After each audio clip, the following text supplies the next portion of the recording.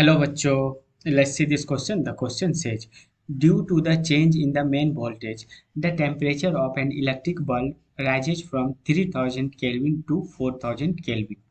What is the percentage rise in electric power consumed? Question कह रहा है कि मेन वोल्टेज में कोई चेंज होने से जो इलेक्ट्रिक बल्ब है उसका टेम्परेचर 3000 केल्विन से बढ़कर 4000 केल्विन हो जा रहा है। तो अब कह रहा है कि इस टेम्परेचर इंक्रीज के कारण इलेक्ट्रिक पावर जो कंज्यूम होगा उसमें कितना परसेंट इंक्रीज हो रहा होगा।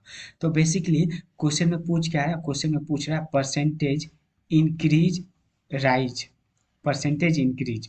तो अगर 3000 केल्विन जब था बल्ब का टेम्परेचर, अगर उस वक्त उसका पावर P1 मानते हैं और जब 4000 केल्विन था उस वक्त उसका पावर अगर P2 मानते हैं तो परसेंटेज इंक्रीज का फॉर्मूला क्या आ जाएगा, P2 minus P1 upon P1 into 100।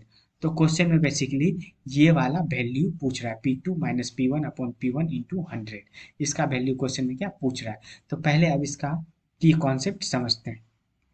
की कॉन्सेप्ट अब आता है, जब P2 P1 का वैल्यू इसमें पुट करेंगे तो अपने आप परसेंटेज इंक्रीज आ जाएगा। तो P1 और P2 क्या है, वही इस क्वेश्चन का क्या हो जाएगा, की कॉन्सेप्ट।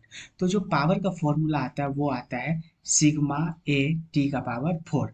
तो सिमिलरली यहाँ से देखो, यहाँ से एक चीज हम लोग लिख सकते हैं ना कि बल्ब सेम है तो ये जो सिग्मा है कांस्टेंट ये भी सेम रहेगा। जब 3000 टेम्परेचर रहेगा बल्ब का तो उस वक्त ये भी सेम रहेगा, मतलब सिग्मा भी सेम रहेगा।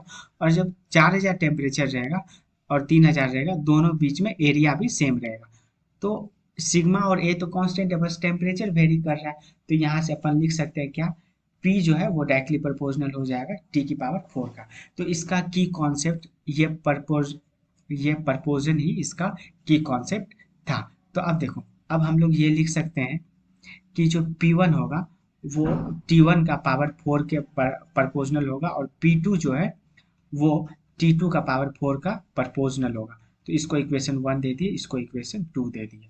अब दोनों को डिवाइड कर देते हैं, ठीक है। मतलब 2 को डिवाइड कर दिए किससे, 2 को डिवाइड कर दिए 1 से। तो वी गेट, तो यहाँ से आ गया P2 upon P1 is equal to T2 upon T1 का पावर क्या, 4। अब यहाँ पे T2 कितना था, T2 था 4000 केल्विन और T1 था 3000 केल्विन। तो यहाँ पे T2 की जगह पे हम लोग 4000 केल्विन लिख दिए और T1 की जगह पे 3000 केल्विन लिख दिया और ये लिख गया पावर 4। तो ये देखो, ये 3 जीरो, ये 3 जीरो आपस में कट गया और यहाँ पे क्या आ गया, यहाँ पे आ गया 4/3 का पावर 4। तो यहाँ से देखो P2 अपॉन P1 क्या आ गया, P2 अपॉन P1 आ गया 4 का पावर 4 मतलब 256 और 3 का पावर 4 मतलब 81। तो जो रेशियो क्वेश्चन में पूछा वो आ जाएगा कितना, 256 अपॉन 81। तो ऑप्शन नंबर, अच्छा परसेंटेज इंक्रीज पूछा है ना बेसिकली, क्वेश्चन में परसेंटेज इंक्रीज पूछा है। ठीक है, तो अपन क्या करेंगे, दोनों तरफ -1 से सब्ट्रैक्ट कर देंगे।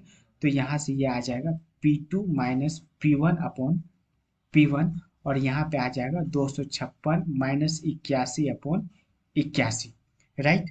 तो जब हम लोग 256 में से 81 घटाएंगे तो ये आ जाएगा कितना, 175 अपॉन 81। क्वेश्चन में क्या पूछा, क्वेश्चन में पूछा है P2 minus P1 upon P1 गुना 100। यही तो पूछा है ना, यहाँ पे अपन बताए, यही तो पूछा है। तो इसके लिए अपन क्या करेंगे, P2 minus P1 upon P1 निकाले हम लोग, तो वो आ रहा है कितना के बराबर, 175 अपॉन 81। तो 175 अपॉन 81 और मल्टीप्लाई कर दिए 100 से, ठीक है। तो 175 अपॉन 81 आ जाता है 2.16 इंटू 100 कर दे तो इतना परसेंटेज आ गया। तो 2.16 में जब 100 से मल्टीप्लाई किए तो ये आ गया 216%। मतलब ये क्या है, increase in power, increase in power, increase in power. इसका मतलब हुआ कि जब हम लोग टेम्परेचर को 3000 केल्विन से 4000 केल्विन किए तो जो पावर रेडी कंज्यूम होगा वो 216% बढ़ जाएगा। तो hence option number A is the right answer. Hope you understood it well. Best of luck.